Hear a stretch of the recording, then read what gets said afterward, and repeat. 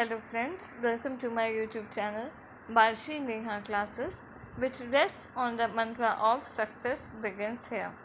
जैसा कि मैंने आप लोगों को अपने स्टार्टिंग में ही बताया था कि जो मेरा ये चैनल है ये CBSE ICSE के बच्चों के लिए तो अप्लाई करता ही है, साथ ही में जो बच्चे यूनिवर्सिटी की एग्ज़ाम्स की प्रिपरेशन कर रहे हैं, सोशियोलॉजी का हो, इकोनॉमिक्स का हो, उनके लिए भी अप्लाई करता है। और मेनली ये उन लोगों को भी डील करता है जो कि वेरियस कॉम्पिटिटिव एग्ज़ाम्स के लिए प्रिपेयर कर रहे हैं। स्पेशल क्लासेस जो कि यहाँ पे UGC नेट JRF 2020 के लिए जो बच्चे प्रिपेयर कर रहे हैं, आज मैं उनके लिए एक नया टॉपिक लेके आई हूँ।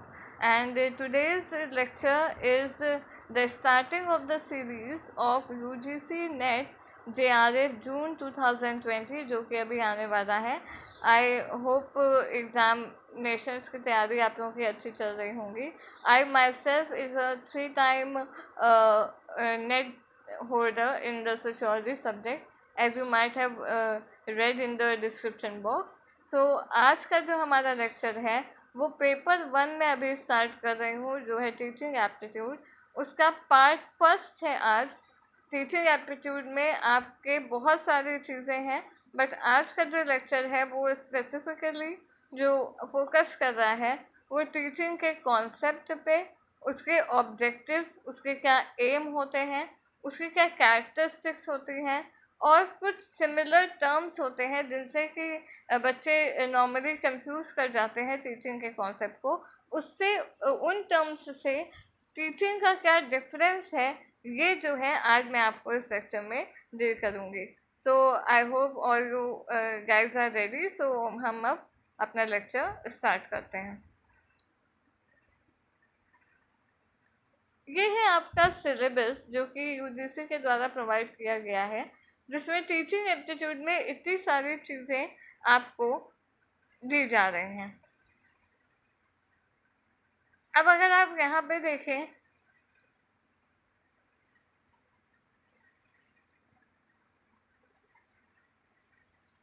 तो बहुत सी चीज़ें हैं टीचिंग एप्टीट्यूड में। अभी जो मेरा मेन फोकस है वो आपका फर्स्ट पॉइंट जो है उसमें कॉन्सेप्ट, ऑब्जेक्टिव्स और कैरेक्टरिस्टिक्स, जो लास्ट वाला पॉइंट है उससे डील कर रहा है।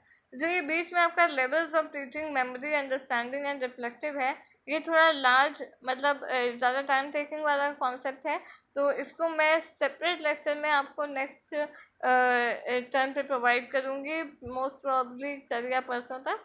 तो आज हम लोग जो स्टार्ट करते हैं वो टीचिंग का ये वाला कॉन्सेप्ट स्टार्ट करते हैं कि टीचिंग का कॉन्सेप्ट क्या है, ऑब्जेक्टिव्स क्या है, कैरेक्टरिस्टिक्स क्या है, और उसके डिफरेंस क्या है with the similar terms. Without wasting much more time let's move forward. यहाँ पे आप देखिए एक डेफिनेशन दी हुई है अकॉर्डिंग टू मॉरिसन। मॉरिसन ने जो डेफिनेशन दी है वो है आपकी teaching is a disciplined social process. अगर आप टीचिंग को देखें तो टीचिंग क्या होती है? टीचिंग का मेन जो पर्पस होता है वो होता है लोगों के व्यवहार में परिवर्तन लाना, to change the behaviour of the people. और ये बिहेवियर एक टीचिंग से केवल आपको समझा देने से नहीं आएगा, जब तक आप यहाँ पे लोगों की बातों को, टीचर की बातों को समझेंगे नहीं, अंडरस्टैंड नहीं करेंगे। तो according to Morrison, teaching is a disciplined social process in which teacher influence the behavior of less experienced people। obviously जो बच्चे होते हैं वो less experienced होते हैं, उन्हें बाहर के जो सोशल सराउंडिंग्स हैं उनमें क्या प्रॉब्लम्स चल रही हैं, कैसे एनवायरनमेंट है। कोई भी छोटा बच्चा होगा उसको आप कहेंगे कि बाहर के सराउंडिंग में नॉर्मली सर्वाइव कर जाए, तो वो ऐसे नहीं कर पाएगा। छोटी छोटी प्रॉब्लम के लिए भी वो अपने पेरेंट्स के पास आएगा, बताने के लिए आएगा। तो टीचर का मेन काम क्या होता है? टीचर का मेन काम यही होता है कि जो एक लेस एक्सपीरियंस पर्सन है, जैसे कि कोई बच्चा है, उसके बिहेवियर को चेंज करना and help him develop according to the needs and ideas of the society. आगे जाके इंडिविजुअल को, कोई भी बच्चा है जब वो बड़ा होगा तो उसे सोसाइटी में सरवाइव करना है, तो उसके लिए सोसाइटी के कुछ एथिकल कोड्स होते हैं, मॉरल्स होते हैं, वैल्यूज़ होते हैं। उसको ये समझाना पड़ता है कि बेटा क्या चीज़ सही है, क्या चीज़ गलत है, और उसको समझाने के लिए वेरियस टीचिंग एड्स का वो यूज़ करते हैं। वेरियस सब्जेक्ट्स हैं जिनसे उनको बताते हैं। सोशोलॉजी तो बहुत बाद में आता है। स्टार्टिंग में आपका सोशल साइंसेज या सोशल स्टडीज़ होता है, जिसमें आपको हिस्ट्री, ज्योग्राफी बताया जाता है, पहले क्या था इंडिया, अब क्या हुआ इंडिया। तो ऐसे करके उसकी एक नॉलेज बिल्डअप स्टार्ट हो जाती है, और अल्टीमेटली वो उसके बिहेवियर को अफेक्ट करना स्टार्ट हो जाता है, और उसकी बिलीफ में, उसके रोज़मर्रा के जीवन में वो उसको अप्लाई करने लगता है। Thus teaching is reduce to what the teacher teaching. मतलब टीचर जो सिखाता है वो एक तरह से टीचिंग होती है। अब यहाँ पे एक कॉन्सेप्ट होता है लर्निंग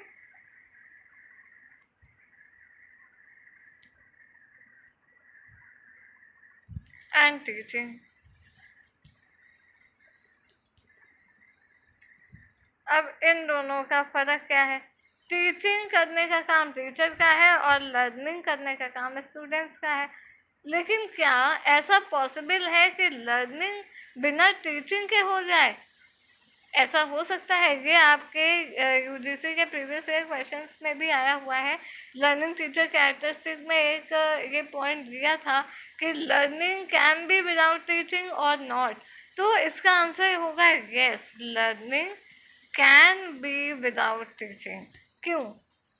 केवल हम टीचर से ही नहीं सीखते, कोई हमको चीज़ें सिखाएगा, बताएगा, केवल उससे ही हम नहीं सीखेंगे। हम कई चीज़ों को ऑब्जर्व करके भी चीज़ों को सीखते हैं, चीज़ों को देखते हैं, समझते हैं। जब तक हम थोड़े इतने बड़े हो जाते हैं कि हमारी माइंड उतना डेवलप हो जाता है कि हम चीज़ों को समझने लगे। एक कोई छोटा बच्चा है, अगर दो आदमियों के संपर्क में वो आया, एक आदमी उसको बहुत प्यार करता है, उसे चॉकलेट्स देता है और टॉफ़ीज़ देता है, वहीं एक दूसरा आदमी है जो जब मिलता है वो उसको आँख दिखाता है और उससे डांट के डपट के बात करता है। तो ये जो नॉर्मल साइकोलॉजी है कि बच्चा जो है ये सीख जाएगा कि ये बंदा जो है ये मुझे प्यार करता है और ये बंदा है ये मुझे डांटेगा, तो मैं इसके पास नहीं जाऊंगा, मैं ए पर्सन जो पहले जो मुझे चॉकलेट देता है मैं उसके पास जाऊंगा। तो क्या हुआ, उसने अपने एक्सपीरियंस से, अपनी रोज़मर्रा के जीवन में जो उसके साथ घट रहा है उससे उसने सीख लिया, जान लिया कि ये बंदा कैसा है, अच्छा है कि बुरा है। तो टीचिंग और लर्निंग में एक रिलेशन ज़रूर है कि टीचिंग हेल्प करती है लर्निंग करने में, बट अगर हम कहें कि कोई भी लर्निंग टीचिंग के बिना हो ही नहीं सकती तो ऐसा बोलना गलत है। अपने ऑब्जर्वेंस और अपने ऑब्जर्वेशन एक्सपीरियंस से भी लोग सीखते हैं। Let's move ahead. अब यहाँ पे है teaching is a process in which one individual teachers और इंस्ट्रक्शन अदर इंडिविजुअल। एक बंदा दूसरे बंदे को इंस्ट्रक्शन देगा। Teaching is considered the act of imparting instruction. वही चीज़ है, इंस्ट्रक्शन को इम्पार्ट करेगा to the learners in the classroom situation. यहाँ पे मेनली जो क्लासरूम लर्निंग की बात हो रही है, टीचिंग की बात हो रही है, तो इसलिए क्लासरूम सिचुएशन लिखा है।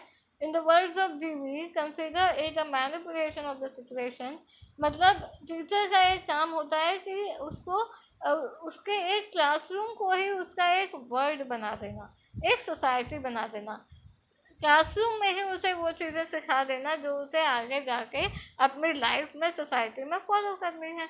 ऑब्वियस सी बात है, जब आप बच्चों को सिखाते हैं बेटा अपना खाना शेयर करा करो, बेटा टीम वर्क किया करो, बच्चों के साथ मिल के रहा करो, तो आप उसे कोऑपरेशन सिखा रहे हैं, आगे की लाइफ में बढ़ना सिखा रहे हैं। आप उसको जब प्रोजेक्ट देते हैं बनाने के लिए, टीचर जब उसे कोई प्रोजेक्ट देता है तो वो ये नहीं चाहता कि वो जो है डिफरेंट सोर्सेस से बस लिख के ले आए। यहाँ पे टीचर का मतलब होता है, मोटिव होता है बिहाइंड में कि बच्चा सीखे क्रिएटिविटी, कि कैसे अपनी क्रिएटिविटी को बढ़ाना है, कैसे अपने आइडियाज़ को बढ़ाना है, कोई एक नई प्रॉब्लम अगर सामने आ गई तो उसको आप कैसे सॉल्व करेंगे, चीज़ों को खोजना सिखाता है। तो यहाँ पे क्या होता है, इनडायरेक्टली चेंजिंग द बिहेवियर। हम बिहेवियर को चेंज करते हैं बच्चों के through teaching. Let's move ahead. अब है यहाँ पे नेचर ऑफ टीचिंग। यहाँ पे आपको ये 2 पैराग्राफ दिए हैं। मैं ये फर्स्ट पैराग्राफ पे ना जाके डायरेक्टली सेकंड पैराग्राफ पे आ रही हूँ, क्योंकि पूरा जो फर्स्ट पैराग्राफ है उसकी ये समरी है एक तरह से। तो आप इसको समझ लें, ये पॉइंट समझ लें तो आपको इजी हो जाएगा। क्या कहता है, if we consider the nature, teaching is dynamic, social and human. Obviously जिससे मेरा बिजनेस स्टडीज का लास्ट लेक्चर कल जो मैंने बनाया था वीडियो वो पढ़ा होगा, तो उसमें वो जानता होगा डायनेमिक का मतलब क्या होता है। बच्चों को नई सिचुएशन जो अराइज होती हैं, प्रॉब्लम्स जो अराइज होती हैं, जो हमारा इन्वायरमेंट चेंज होता रहता है, सोसाइटी चेंज होती रहती है, उसमें कैसा बच्चा सरवाइव कर जाए, यही एक मोटिव होता है नेचर एक टीचर का। तो इसलिए टीचिंग के नेचर में बोला गया it is dynamic, social and human. Social इसलिए क्योंकि हम उसे सोसाइटी में सरवाइव करना सिखाते हैं, और ह्यूमन इसलिए क्योंकि ये हम ह्यूमंस को ध्यान में रखते हुए कर रहे हैं। हम किसी भेड़ बकरी को नहीं सिखा रहे हैं, हम यहाँ पे बच्चों को सिखा रहे हैं, ह्यूमंस को सिखा रहे हैं। उनकी एक अपनी आइडियोलॉजी है, फैमिली का बैकग्राउंड है, कोई गरीब है, कोई अमीर है, अपनी साइकोलॉजी है। कोई बच्चा जल्दी चीज़ों को ग्रैस्प कर देता है, कोई बच्चा बहुत देर से करता है। तो उसके अकॉर्डिंग, उसकी नीड्स, उसकी मेंटल एबिलिटी के अकॉर्डिंग उसको चीज़ें समझाना और उसके बिहेवियर को इन्फ्लुएंस करना। इसीलिए बोला जाता है टीचिंग डायनेमिक भी है, सोशल भी है और ह्यूमन भी है। नेक्स्ट है it is both an art and science. Obviously वही बात है, जिसने मेरा कल बिजनेस स्टडीज़ और अच्छा किया उसे अच्छे से पता है आर्ट एंड साइंस का डिफरेंस क्या है। आर्ट क्यों है भाई, हर टीचर की अपनी एक कैपेबिलिटी होती है, अपना एक पोटेंशियल होता है, एक स्वभाव होता है। एक टीचर होता है वो बच्चों को केवल डांट डपट के ही चीज़ें सिखाना चाहता है, तो उसकी चीज़ों को बच्चे अच्छे से नहीं समझेंगे। वहीं दूसरी तरफ एक टीचर होता है जो प्यार से समझा बुझा के अपनी तरह बच्चों को अपने बच्चों की तरह डील करके समझाता है, तो ऑब्वियसली बच्चे उसकी बात ज़्यादा अच्छे से समझेंगे। तो एक आपकी अपनी स्किल है, आपका अपना टैलेंट है, आपके अपने कन्वर्सेशन स्किल्स हैं कि आप किस तरह से बच्चों से डील करते हैं, कन्वर्स करते हैं, बात करते हैं कि वो आपकी बातों को बेहतर तरीके से समझ सकें। फिर ये साइंस क्यों है, ऑब्वियसली टीचर के लिए प्रॉपर पढ़ाई होती है, टीचर ट्रेनिंग होती है, बीएड होता है। ऐसे ही कोई मुंह उठा के टीचर नहीं बन जाएगा, उसे प्रॉपर एजुकेशनल क्वालिफिकेशंस चाहिए होंगी। इसीलिए उसको बोला जाता है कि ये साइंस है। साइंस का मतलब हुआ स्पेशलाइज बॉडी ऑफ नॉलेज है। यहाँ पे पहले वो खुद पढ़ेगा, बाद में जाके बच्चों को पढ़ाएगा। ये भी जो मैं लेक्चर आपको दे रही हूँ वो क्या है, मेरे प्रीवियस नॉलेज है, मैंने उसको नॉलेज गेन की है, मैंने चीज़ों को पढ़ा है, वेरियस मटीरियल से समझा है, तब जाके मैं आज इस सिचुएशन में हूँ कि मैं आपको वो चीज़ें समझा पा रही हूँ। तो it is a science. Third है डाइवर्स इन एप्लीकेशन। अब एप्लीकेशन में डाइवर्स माने क्या, टीचिंग के कई सारे वेज होते हैं, ओरल भी होता है, रिटन भी होता है। ऐसे भी टीचिंग होती है, ऑनलाइन भी होती है, ऑफलाइन भी होती है। जो क्लासरूम में बैठते हैं वो ऑफलाइन है, जो मैं इस समय आपको दे रही हूँ वो ऑनलाइन है। कई जगह पे एप्लीकेबल होता है, फॉर्मल भी होता है, इनफॉर्मल भी होता है। जो बच्चा अपने घर में माँ बाप से सीखता है वो इनफॉर्मल एजुकेशन हुई और इनफॉर्मल टीचिंग हुई। वही जो क्लासरूम में इंस्टीट्यूट्स में बैठ के पढ़ेगा वो फॉर्मल हुई। डायरेक्शनल एक होती है, केवल आपको बताना ये करो। इंस्ट्रक्शनल, आपको केवल इंस्ट्रक्शन दे दिया, आपको मैटर दे दिया, बता दिया। और एक होता है फॉर्मेशनल, आपके बिहेवियर को बदल देना पूरी तरह से। ट्रेनिंग, आप किसी एक काम को जो कर रहे हैं, किसी एक सब्जेक्ट में आपको प्रॉपरली ट्रेन करना, वर्कशॉप कराना, एक्सपीरियंस कराना, प्रैक्टिकल्स करवाना, ये सब आपका होता है टीचिंग के diverse applications.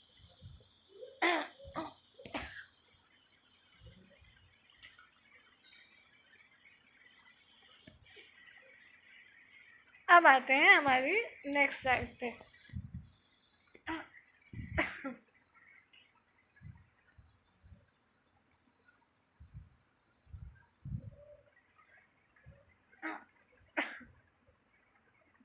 Sorry for a bit disturbance. अब है हमारा एम ऑफ टीचिंग, कि टीचिंग का एम या ऑब्जेक्टिव क्या होता है।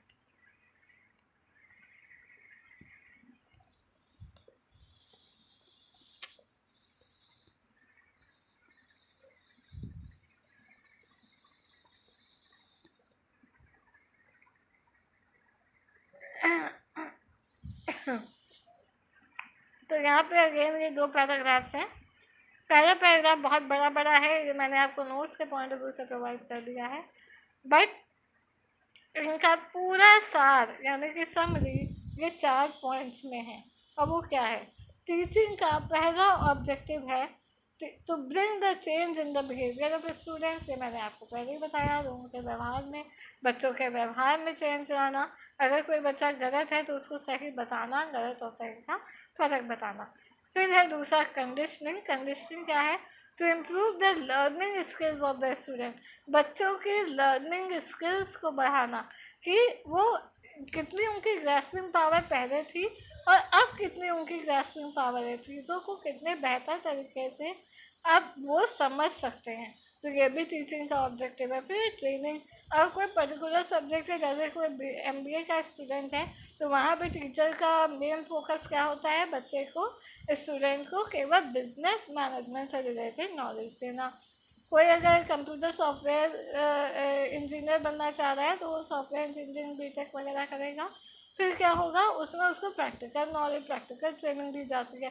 केवल बुक से पढ़ देने से बच्चा अपनी फील्ड में एक्सपर्ट नहीं बन जाएगा, उसे उस फील्ड के लिए आपको ट्रेन करना पड़ेगा। उसको आपको प्रैक्टिकल सराउंडिंग, प्रैक्टिकल सिचुएशन, वैसी इन्वायरमेंट वैसा देना पड़ेगा। फिर लास्ट है आपका इंडोक्ट्राइनाइजेशन। इसको इन अदर वर्ड्स बोले इंडोक्ट्रिनेशन। ये क्या है? Formation of belief. जो भी आपने बच्चे को समझाया वो उसके मन, मस्तिष्क, दिमाग में एकदम बैठ जाए, उसके बिलीफ में आ जाए, उसको ये पता चल जाए कि हाँ भाई ये करना सही था और ये करना गलत था, मुझे बचपन से यही सिखाया जा रहा है, तो आगे जाके वो कभी भी वो गलत काम नहीं करेगा। तो ये इंडोक्ट्रिनेशन का जो कॉन्सेप्ट है, यहाँ पे आप इस पैराग्राफ से समझिए। Indoctrination represents a very high level of teaching shaping the beliefs and ideas. उसके पूरे आइडियाज, उसके व्यक्तित्व में ही चेंज ला देना। इंडोक्ट्रिनेशन में mean teaching can be done without indoctrination. मतलब टीचिंग कराना और लोगों के व्यक्तित्व में, बिहेवियर में, आइडियाज में चेंज ला देना, यही इंडोक्ट्रिनेशन का मतलब होता है। Next move forward. अब यहाँ पे nature and characteristics of teaching. पहले teaching is a complete social process. Obviously हम सोसाइटी में रहते हैं, बच्चे भी सोशल होते हैं, मुझे सोसाइटी में रहना सिखाते हैं, क्या सही है क्या गलत सिखाते हैं, ताकि वो अपने सोसाइटी में सर्वाइव कर सकें और अपने इन्वायरमेंट से डील कर सकें, जो भी इन्वायरमेंट आ रहा है, जो भी प्रॉब्लम्स आ रही हैं, अपनी अर्निंग कर सकें सोसाइटी में। सर्वाइव करने का मतलब क्या होता है? बच्चे ने पढ़ लिया तो वो आगे जाके जॉब्स के लिए अपनी नॉलेज को यूज़ करता है। तो इसीलिए teaching is a complete social process. फिर है teaching is giving information. Obviously teaching में हम इंफॉर्मेशन देते हैं डिफरेंट फील्ड्स की, डिफरेंट सब्जेक्ट्स की। फिर इसमें कम्युनिकेशन का पॉइंट बहुत इंपॉर्टेंट हो जाता है। कम्युनिकेशन वाला जब सेक्शन में आपको पढ़ाऊंगी तो मैं आपको उसमें ही डील कराऊंगी। Teaching is an interactive process. Interactive का मतलब होता है वन वे नहीं है, ये 2 वे है।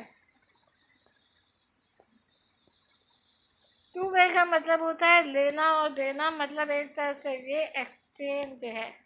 केवल टीचर आके बबर बबर बबर करके आपको इंफॉर्मेशन दे दे उससे लर्निंग नहीं हो जाएगी। जब तक बच्चा उसको समझेगा नहीं, अपने जो डाउट्स है वो टीचर से पूछेगा नहीं, बट टीचर का रिस्पॉन्सिबिलिटी बनती है कि वो बच्चे के डाउट्स को भी क्लियर करे। तो ये टू वे प्रोसेस है, लेन देन है, एक्सचेंज है।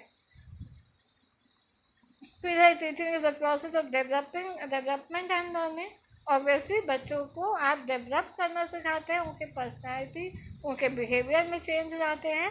Teaching causes a change in behaviour, ये मैंने पहले ही बता दिया है।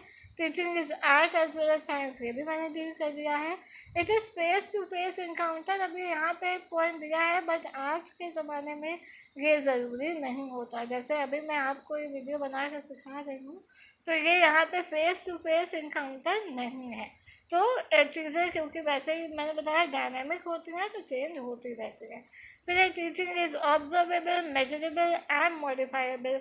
ऑब्जर्वेबल, आप जब बच्चों को सिखाएंगे तो आप उनके नेचर में, उनके बिहेवियर में चेंज ऑब्जर्व करना देखेंगे, अगर वो आपकी बातों को अच्छे से सुन रहे हैं। मेजरेबल, आप प्रॉपर टेस्ट लेते हैं, एग्जाम्स देते हैं, तो आपको पता चल जाता है कि बच्चा कितना लर्न कर रहा है और कितना लर्न नहीं कर रहा।